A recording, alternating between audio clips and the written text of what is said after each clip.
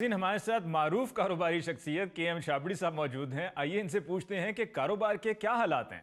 ओ मैं सदके जावा की कहते ने कहाँ तक सुनोगे कहाँ तक सुनाऊं ओए हजारों है रोने मैं क्या क्या रुलाऊं।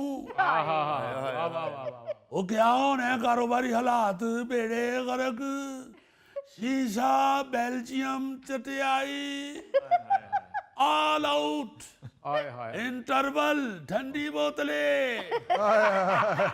हालात क्या होने हैं बेटे कारोबार के।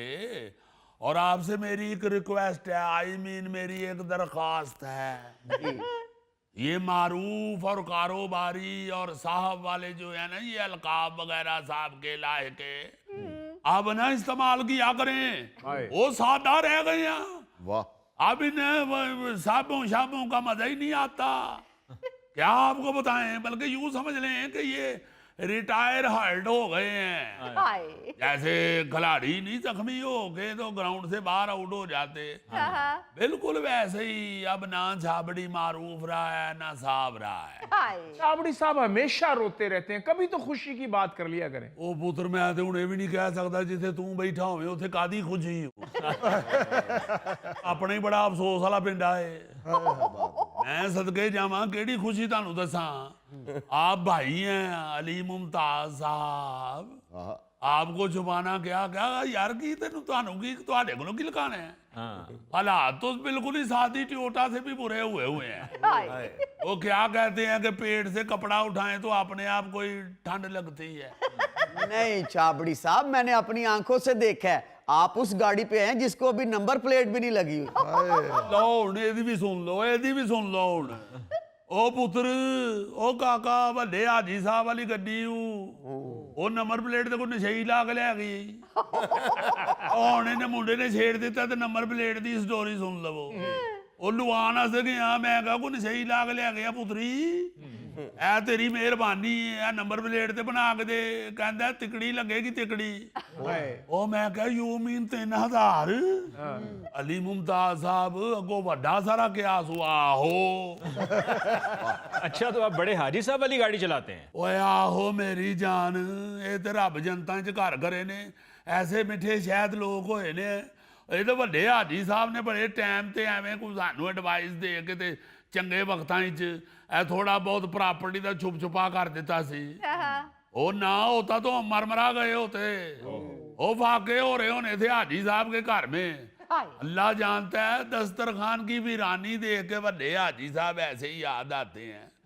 सारी जिंदगी याद ही नहीं कि वड्डे हाजी साहब ने कभी गोश्त बगैर हांडी पकन दी होवे।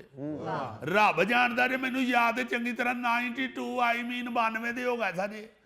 बोटी खानी नहीं छड्डी, और जो बोटी मुंह च पा के उन्होंने चिथते सन, वो कोल बैठे बच्चे हस पैंदे सन। वो कहते सन दादा अबू बोटी खाई दी है तुसी चूसते रहंदे हो। वो कहते ने पुत्र खाण वाली हुण कोई मशीन ही नहीं रही ते खावां किथों, चूसन वाली है चूस रहे हैं। मेरा मतलब है कि अब तो गोश्त पकाए भी 2-2 3-3 दिन गुजर जाते हैं। ਐਵੇਂ ਨਾ ਕਰਿਆ ਕਰੋ ਛਾਬੜੀ ਸਾਹਿਬ, ਹਾਲਾਤ ਨਹੀਂ ਅੱਛੇ, ਕਾਰੋਬਾਰ ਨਹੀਂ ਚੰਗੇ, ਆ ਕੱਪੜੇ ਤੁਸੀਂ ਮਹਿੰਗੇ ਤੋਂ ਮਹਿੰਗੇ ਪਾਏ ਹੁੰਦੇ ਨੇ। ਓਏ ਆਹ ਪੁੱਤਰ ਹੁਣ ਲੈ ਹੁਣ ਜੇ ਢਿੱਡ ਤੋਂ ਕਪੜਾ ਚੁੱਕਣ ਹੀ ਲੱਗਾ ਤੇ ਫਿਰ ਸੁਣ ਲੈ, ਰੱਬ ਜਾਣਦੇ ਵੱਡੇ ਹਾਜੀ ਸਾਹਿਬ ਦਾ ਸੂਤ ਹੀ ਇਹ। ਮੈਂ ਤੇ ਐਵੇਂ ਪਹੁੰਚੇ ਉਹਦੇ ਨਿਕਾ ਕਰਾ ਕੇ ਤੇ ਪਾਪੂ ਲਏ। ਜਦੋਂ ਵੱਡਾ ਪਹੁੰਚਾ ਨਹੀਂ ਸੀ ਹੁੰਦਾ, ਉਦੋਂ ਵੱਡੇ ਹਾਜੀ ਸਾਹਿਬ ਨੇ ਵੱਡੇ ਪਹੁੰਚਿਆਂ ਵਾਲਾ ਸੂਟ ਸਵਾ ਕੇ ਤੇ ਸਵਿਟਜ਼ਰਲੈਂਡ ਦਾ ਚੱਕਰ ਲਾਇਆ ਸਹੀ। ਵਾਹ, ਹੈ ਜਿੱਥੇ ਅੱਜ ਕੱਲ ਤੁਹਾਡੇ ਵਜ਼ੀਰ ਆਜ਼ਮ ਸਾਹਿਬ ਗਏ ਨੇ, ਉਹ ਗਰਮ ਟੋਪੀ ਪਾ ਕੇ ਨਹੀਂ ਉਹ ਜਹਾਜ਼ ਤੋਂ ਉਤਰੇ, ਉੱਥੋਂ ਵੱਡੇ ਹਾਜੀ ਸਾਹਿਬ ਹੀ ਗਏ ਜੇ। ਇਹ ਦੇਖੋ ਨਾ ਹੁਣ ਕਿਸੇ ਵਕਤ ਵਿੱਚ ਸਾਡੇ ਬਜ਼ੁਰਗ ਜਾਂਦੇ ਸਨ, ਹੁਣ ਹਕੂਮਤਾਂ ਦੇ ਬਜ਼ੁਰਗ ਜਾਂਦੇ ਨੇ। ਕਿਉਂਕਿ ਸਾਡੇ ਕੋਲ ਤਾਂ ਹੁਣ ਟਿਕਟ ਟਕਈਆ ਦੇ ਪੈਸੇ ਨਹੀਂ ਹੈਗੇ। ਹਰ ਸ਼ਾਹੀ ਵੱਡੇ ਹਾਜੀ ਸਾਹਿਬ ਨੇ ਤੁਹਾਨੂੰ ਓਏ ਨਾ ਲੜੋ ਨਾ ਇਹ ਆਪਸ ਵਿੱਚ ਨਾ ਲੜੋ। ਲੜ ਨਹੀਂ ਰਹੇ ਸਰ। ਇਹ ਗੋਗਾ ਕਹਿੰਦਾ ਕਿ ਛਾਬੜੀ ਸਾਹਿਬ ਪੂਰਾ ਬੱਕਰਾ ਜ਼ਿਬਾ ਕਰਾ ਕੇ ਤੇ ਫਰਿੱਜ ਵਿੱਚ ਗੋਸ਼ਤ ਲਾਇਆ ਹੁੰਦਾ। ਓਏ ਆਹੋ ਇਹ ਲੈਣ ਜੂ ਆਂਦਾ ਕਿਸੇ ਵੇਲੇ ਸਦਕੇ ਆਸਤੇ। ਉਹ ਕੋਈ ਹੋਰ ਆਂਦਾ ਹੋਏਗਾ ਛਾਬੜੀ ਸਾਹਿਬ। ਮੈਂ ਤੇ ਇਸ ਲਈ ਕਹਿ ਰਿਹਾ ਕਿ ਤੁਸੀਂ ਵੀ ਉਸੇ ਦੁਕਾਨ ਤੋਂ ਲੈਂਦੇ ਹੋ ਤਾਂ ਮੈਂ ਵੀ ਉਸੇ ਦੁਕਾਨ ਤੋਂ ਗੋਸ਼ਤ ਲੈਣਾ। ਉਹ ਚਲੋ ਮਨਾ ਕਰ ਦਿੰਦੇ ਆ ਬਿੱਲੇ ਨੂੰ। ਬਿੱਲਾ ਕਸਾਈ ਜੇ ਯਕੀਨ ਮੰਨੋ, ਜਦੋਂ ਗੋਸ਼ਤ ਲੈਣ ਜਾਣਾ ਉਹ ਕਹਿੰਦੇ ਹਾਜੀ ਸਾਹਿਬ ਨੀਰੀ ਛਟਿਆਈ ਕੀ ਕਰਨ ਦੇ ਸਿਰਫ 1.5 ਕਿਲੋ। ਉਹ ਮੈਂ ਕਿਹਾ ਪੁੱਤਰ ਸ਼ੁਕਰ ਕਰ 1.5 ਕਿਲੋ ਹੀ ਖਰੀਦਣ ਦੇ ਆ। ਕਹਿੰਦੇ ਹਾਜੀ ਸਾਹਿਬ ਤੇ ਬੱਕਰਾ ਵਕਰਾ ਲੈਂਦੇ ਹੁੰਦੇ ਸਨ। ਉਹ ਮੈਂ ਕਿਹਾ ਛੱਡ ਦੇ ਹੁਣ ਤੇ ਬੱਕਰੇ ਵਾਲ ਵੇਖੀਏ ਤੇ ਅੱਗੋਂ ਘੂਰਦਾ ਹੀ ਆਏ ਗੱਲ ਨਹੀਂ ਸਮਝੇ। ਉਹ ਬੱਕਰਾ ਵੀ ਮਾਈਂਡ ਕਰਦਾ ਉਹ ਕਹਿੰਦਾ ਉਹ ਚੱਲ ਅਗਲੇ ਪਾਸੇ ਹੋ ਨਾ ਮੁਰਾਦਾ ਲੈ ਜਾਂਦੇ ਪੱਠਿਆਂ ਦੇ ਪੈਸੇ ਤੇਰੇ ਕੋਲ ਹੁੰਦੇ ਨਹੀਂ। ਇਹ ਮੈਂ ਤੇ ਯਕੀਨ ਮੰਨੋ ਪਿਛਲੀ ਤੇ ਬੱਕਰਾ ਲੈਣ ਗਿਆ ਮੈਂ ਉਹਦੀ ਪੁੱਠ ਤੇ ਹੱਥ ਰੱਖਿਆ ਤੇ ਉਹਦੀ ਸਿਹਤ ਚੈੱਕ ਕਰਨ ਵਾਸਤੇ। ਉਹਨੇ ਮੈਨੂੰ ਬੱਕਰੇ ਨੇ ਖੁਦ ਕਿਹਾ ਉਹ ਤੇਰੇ ਵੱਡਿਆਂ ਦਾ ਮੂੰਹ ਮਾਰਦਾ ਵਰਨਾ ਮੈਂ ਤੈਨੂੰ ਹੱਥ ਨਾ ਲਾਉਂਦੇ ਆ। छाबड़ी साहब अब कुर्बानी वाले बकरे को छोड़ें, ये 1.5 किलो गोश्त कुछ कम नहीं होता। ਉਹ ਸਦਕੇ ਜਾਵਾਂ ਕਿਹੜੀ ਗੱਲ ਕਰਨੇ ਆ ਤੇ ਕਿਹੜੀ ਸੁਣਨੇ ਆ। ਉਹ ਯਾਰ 1.5 ਕਿਲੋ ਗੋਸ਼ਤ ਤੇ ਵੱਡੇ ਹਾਜੀ ਸਾਹਿਬ ਤੋਂ ਛੋਟੇ ਸਾਡੇ ਚਾਚੇ ਹੋਰੀ ਖਾ ਜਾਂਦੇ ਹੁੰਦੇ ਸਨ। ਹਾਲਾਂ डॉक्टर ने उनको मना किया हुआ था गोश्त मत खाइएगा वरना आप मर जाएंगे। अच्छा तो फिर मर गए। बाजू नहीं सुनाते एक डॉक्टर जो कहते हैं कि भाई ना खा गोश्त हटते ही नहीं सन। वो आदत ने आदत पई है छड़िए किवें। छाबड़ी साहब चाचे होरी कितनी बोटियां खाते थे? ओ पुत्र बोटी सदके जावा तू बोटी दी गल च ना बोल ओए तेरा टोटल मुंह मुरकनी बोटी जिड्डा तेनू दसिया ते है 1.5 किलो गोश्त कल्ले बह के ठप ठपैया करके निकल जाते सन। छाबड़ी साहब आप हमेशा रोते ही रहते हैं। हुकूमत तो ये कह रही है कि कारोबारी हालात बहुत बेहतर हो गए हैं और साथ में कहना है कि ताजरों के मुतालबे पे शरह सूद सिंगल डिजिट हो गई है। चलो फिर तुसी हुकूमत दी सुन लो सानू रहन दिओ ਕੱਢੋ ਜੀ ਤਾਸ਼ ਫਿਰ ਬਾਦੀ ਲਾ ਲਈਏ। ਉਹ ਮੇਰਾ ਮਤਲਬ ਹੈ ਜੇ ਇਹਨਾਂ ਹਕੂਮਤ ਦੀ ਗੱਲ ਸੁਣਨੀ ਹੈ ਤੇ ਫਿਰ ਅਸੀਂ ਇੱਥੇ ਕੀ ਲੈਣ ਆਏ ਆ। ਦੱਸੋ ਕਿਹੜਾ ਫਰੂਟ ਲੈਣ ਆਏ ਆ ਦੱਸੋ। ਭਾਜੀ ਮੈਂ ਕੋ ਦੱਸਾਂ ਮੇਰਾ ਪ੍ਰੋਗਰਾਮ ਹੈ। ओ यार मेरा मतलब है तुसी भी दानिशवर आदमी हो गौरी साहब। हाँ, तो आप देखे तो सही आप कारोबारी लोगों की नुमाइंदगी के लिए मुझे बुलाते हैं और आप हुकूमत की बातें करते हैं। वो सरकार हुकूमत जो कहती है कहने दो उन्होंने। अच्छा सानू की फायदा है कारोबार तो सिफर से भी नीचे चला गया हुआ है और मुनाफा गायब शुद्ध।